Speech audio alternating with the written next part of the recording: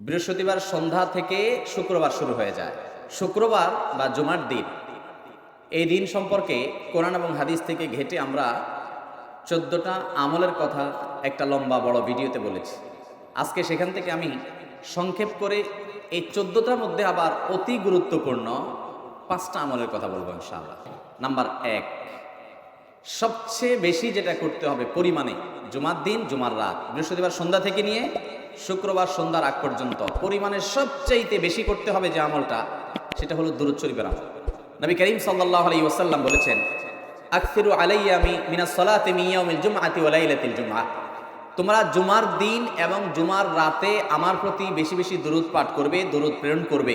ফাইন্না সালাতাকুম মারুদাতুন আলাই, কারণ তোমরা যে দুরূদ পাঠ করো এটা আমার কাছে পেশ করেন আল্লাহর ফেরেশতারা, এবং রীতিমতো নামধাম সহকারে আল্লাহর একদল ফেরেশতা নিয়োজিত আছে। তারা বলেন, আল্লাহ, হে আল্লাহ রাসূল, আপনার অমুক উম্মত, অমুক অনুসারী, আল্লাহর অমুক বান্দা পৃথিবীর অমুক প্রান্ত থেকে, অমুক দেশ থেকে, অমুকের সন্তান, সে আপনার প্রতি দুরূদ পেশ করেছে জুমার দিনে, জুমার রাতে বা অন্য সময়ে।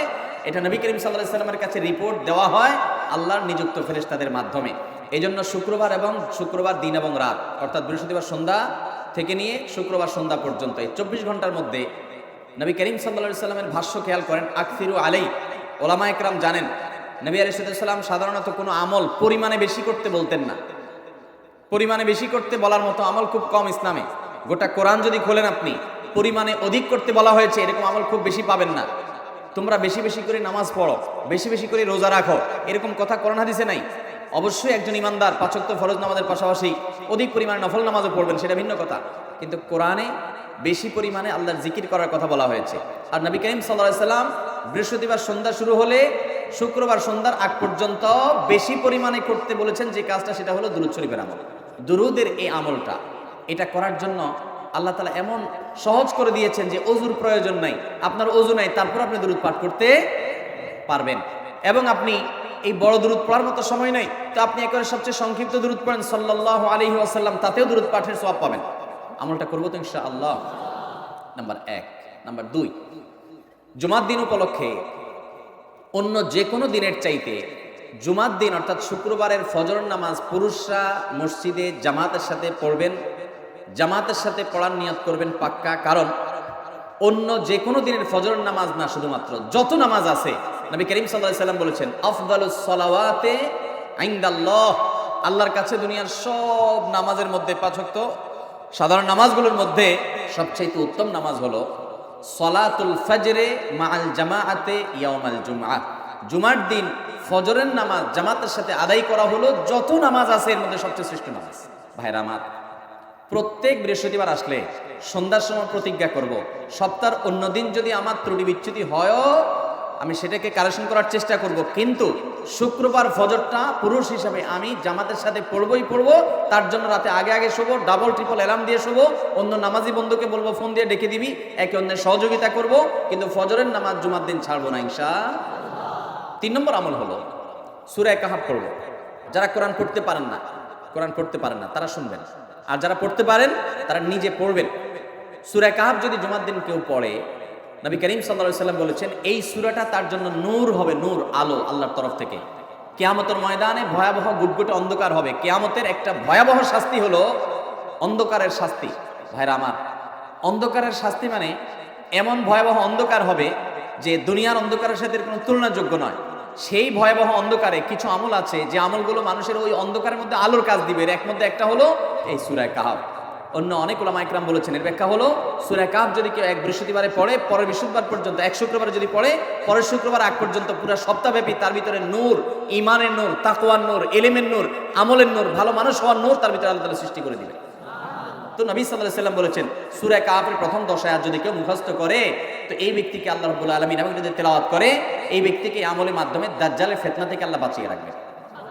অতএব জুমার দিন প্রত্যেক শুক্রবারে সূরা কাহাফ পড়ব তো ইনশাআল্লাহ। 4 নম্বর আমল হলো দুনিয়াতে যত ফজিলতপূর্ণ আমল আছে এর মধ্যে সবচেয়ে বেশি ফজিলতপূর্ণ আমল এটা। খুব সহজ আমল, খুব সহজ, প্রত্যেক শুক্রবার আমরা এটা করতে পারি।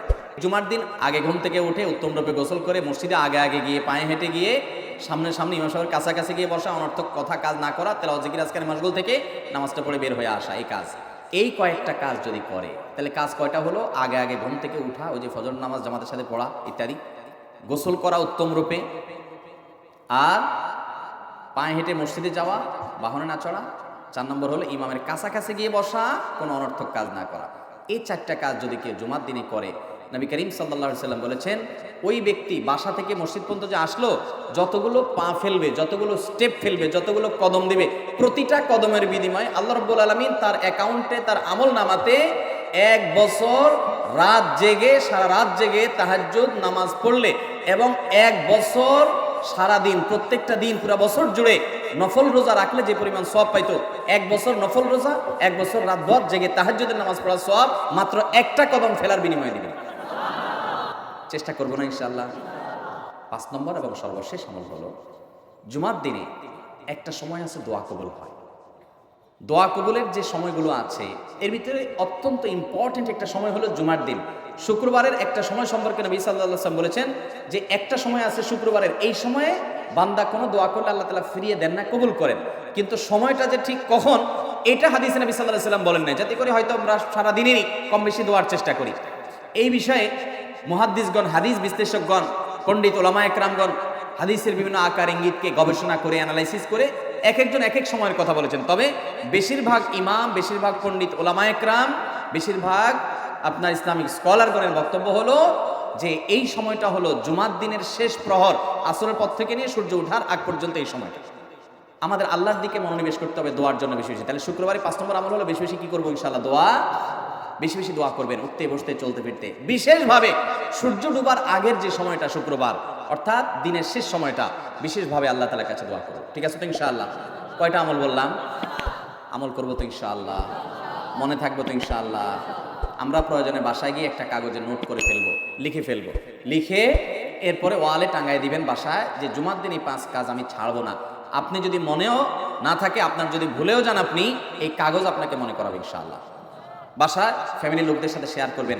জুমার দিন হুজুর বলেছেন, আমি একটু আমার মন থেকে বলিনি, এগুলো সব কোরআন হাদিসের কথা বলেছি আপনাদেরকে। কোরআন হাদিসের আলোকে 5টা আমলের কথা বলেছেন, বিশেষভাবে জুমার দিন আমি 5টা আমল করবই করব। ভাইরা আমার, প্রত্যেক জুমার দিন যদি আপনি একটু ইমানের রিচার্জ করেন, ইনশাআল্লাহ সারা সপ্তাহ আপনার জন্য সেটা উপকারে আসবে। চেষ্টা করবো তো ইনশাআল্লাহ? আল্লাহ তাআলা এই আমলগুলো আমাকে, আপনাকে, আমাদের সবাইকে করার তৌফিক দান।